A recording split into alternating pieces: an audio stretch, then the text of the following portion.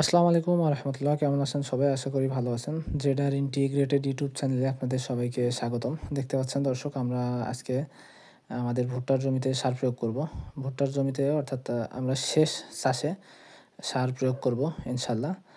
যার জন্য আমরা আগে থেকে সার নিয়ে এসে রাখছিলাম।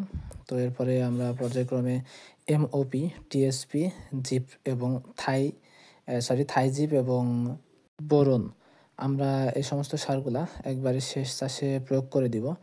অর্থাৎ ভুট্টা চাষের শেষের দিকে, জমি চাষের শেষের দিকে আমরা প্রয়োগ করে দিব। আমরা টোটাল সর্বমোট জমিতে ৬ টা চাষ দিব। আগে ২ টা চাষ দেওয়া হয়েছিল। এরপরে জমি পচানো দেওয়া হয়েছে জৈব সারের সাথে। পরবর্তীতে আরও ২ টা চাষ দেওয়া হবে, যার মধ্যে একটি চাষ দিয়ে নেওয়া হয়েছে। এরপরে আমরা সার ছিটাইতে যাব। সার ছিটানো শেষ হইলে আরেকটা চাষ দিয়ে আমরা জমির চাষ শেষ করে দেবো ইনশাআল্লাহ। এরপরে ভুট্টা লাগানো শুরু হবে। তো আমরা পর্যায়ক্রমে muriate of potash, triple super phosphate, থাইজিপ এবং বোরন, যেটা ৪ টা সার একত্রে মিশিয়ে নিচ্ছি বাসা থেকে ওজন দিয়ে আলাদা, আলাদা জমির জন্য আলাদা, আলাদা পরিমাণ। যে জমিতে যতটুকু সার লাগবে সেই জমির জন্য ততটুকু সার আমরা ওজন দিয়ে নিচ্ছি। ওজন দেওয়া শেষে আমাদের বাসার পিছনে আমাদের ভ্যান রাখা ছিল। আমরা আজকে ৩ টা জমিতে সার প্রয়োগ করব, যার জন্য আমরা ৩ বস্তা সার আলাদা, আলাদা করে ওজন দিয়ে নিয়ে আমরা বাসার সামনে থেকে পিছন দিকে যেহেতু ভ্যান রাখা ছিল, ভ্যানের উপরে আমরা সারগুলো রেখে আসছি।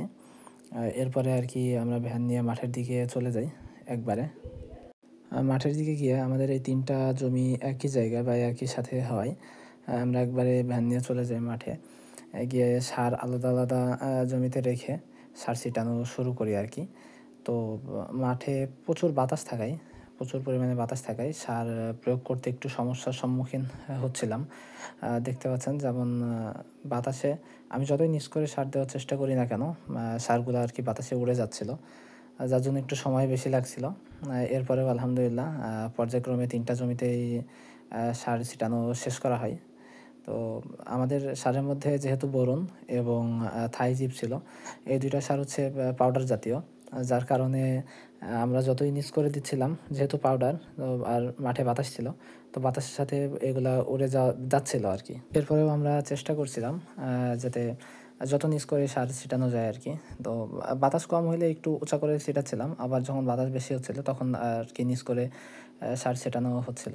তো এভাবেই আলহামদুলিল্লাহ আস্তে, আস্তে সমস্ত জমিতে আমাদের সার প্রয়োগ করা শেষ হয়ে যায়। এরপরে আমরা বাসায় চলে আসি। এবছর আমাদের ভুট্টার প্রজেক্টটা হবে ইনশাআল্লাহ ৭ থেকে ৭.৫ বিঘা মতো। কিন্তু এখানে যেহেতু আমাদের ৩ টা জমি আছে, এই ৩ টা জমির পরিমাণ ২.৫ বিঘার একটু বেশি। তো আমরা এখানে এই ৩ টা জমিতে সার প্রয়োগ করেই বাসায় চলে আসি অন্য জমিতে সার প্রয়োগ করার জন্য, বা আরও আনুষঙ্গিক যে কাজগুলো আছে সেই কাজগুলা করার জন্য। এবং আমরা সার ছিটানোর পরে এইখানে আরও একটা চাষ দেওয়া হবে। তো একই সাথে চাচ্ছিলাম যে আমরা সমস্ত জমিতে সার প্রয়োগ করার পরে আমরা ট্র্যাক্টর নিয়ে গিয়ে একবারে প্রত্যেকটা জমি আমরা আরেকটি করে চাষ দিয়ে নিব। এরপরে আরকি আমরা ভুট্টা লাগানো শুরু করব ইনশাআল্লাহ।